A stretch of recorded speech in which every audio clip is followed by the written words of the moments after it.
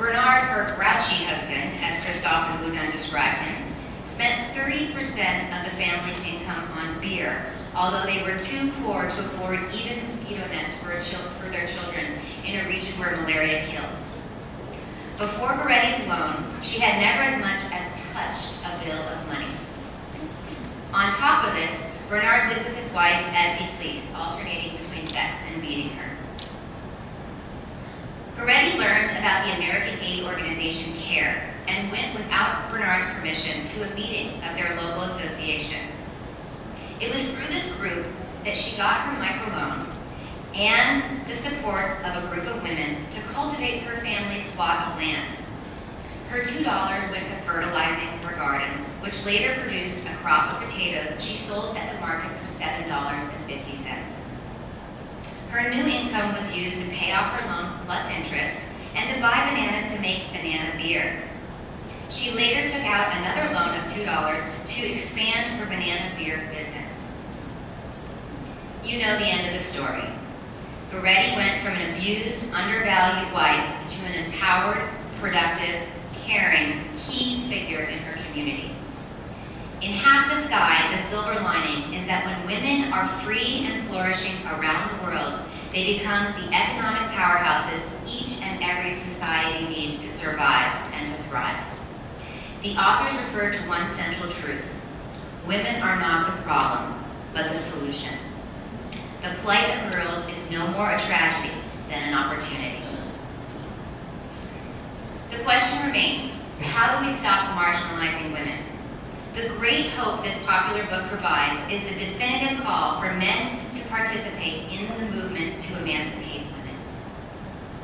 I've learned from personal experience running the WIP the last 3 years that the moment I say our website is written by women, it is marginalized.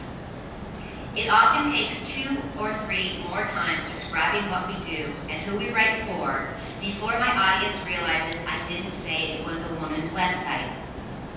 What is articulated so powerfully in Half the Sky is that if the fight for freedom and equality is backed only by women, it's lost already.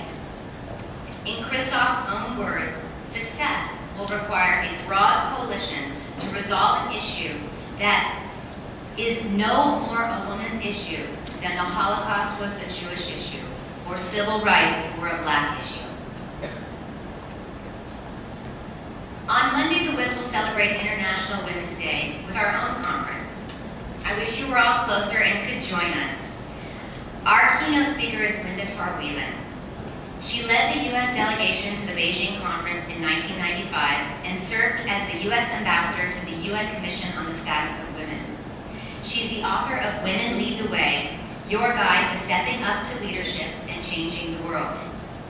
Tarr-Whelan agrees that to call anything a woman's issue is to marginalize it. In my interview with Linda last October, she went as far to say to me is that she would ditch the term women's issues for the rest of her life. Like Christophe, Boudin, and Eisler, Linda Tarr-Whelan makes a distinction between the value placed in our culture on issues that are viewed as societal and those we perceive as women's issues. Women's issues are marginalized, while societal issues reside in the center of public attention. Tarr-Whelan is an advocate for what she calls the 30% solution. It's the critical tipping point where enough women in leadership can be heard and heeded, positively affecting policy decisions, changing the terms of the agenda, and impacting the style of achieving goals. This critical mass of women broadens the context of what our society values and opens from a narrow focus on women's issues to the greater framework of the societal agenda.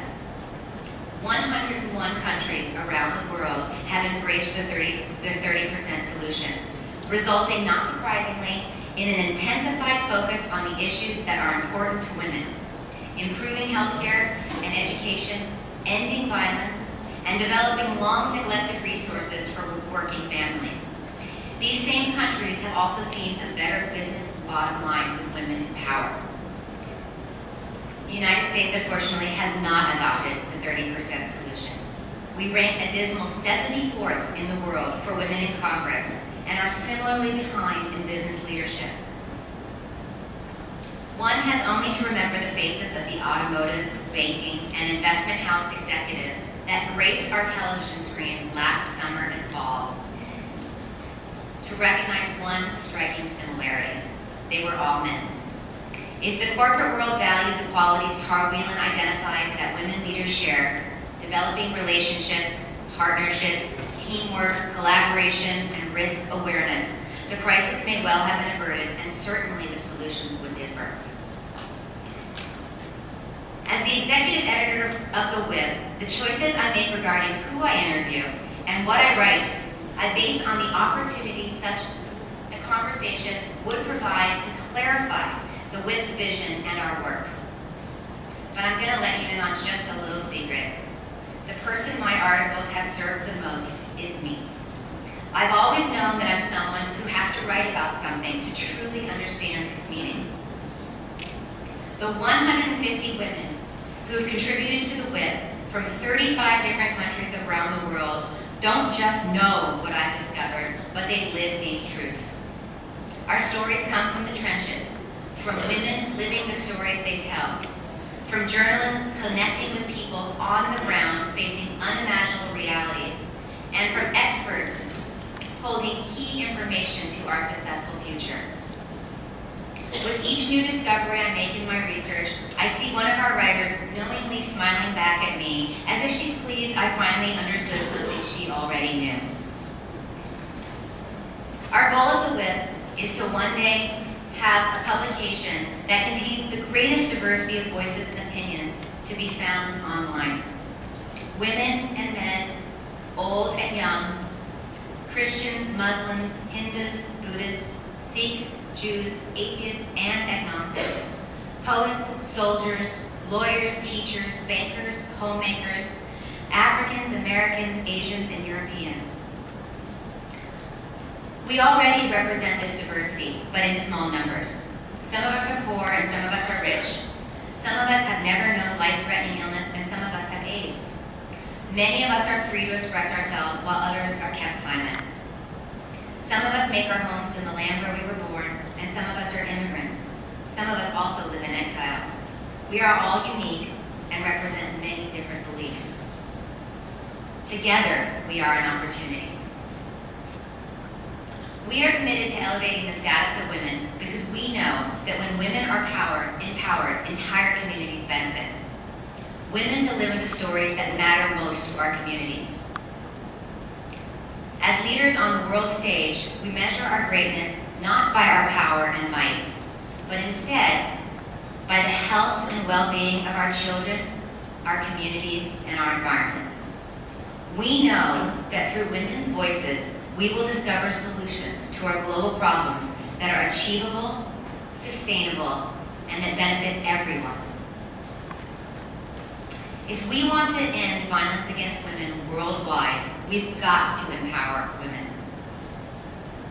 My work, the people I meet, these books, this conference, all give me hope that one day soon, a country's greatness will be measured not by its political or military might, but instead, a great country will be one where all people are fed, cared for, and free. My vision for 2020 is universal recognition of the opportunity women provide. That a decade of true partnership has completed where men and women stood together around the world for human rights. Now, if you'll close your eyes one more time and imagine again it's the end of the decade. A time when women and men around the world are embracing the feminine in all of us. When women and men are talking about what's uncomfortable. When women's rights are human rights. And when 30% has changed the agenda.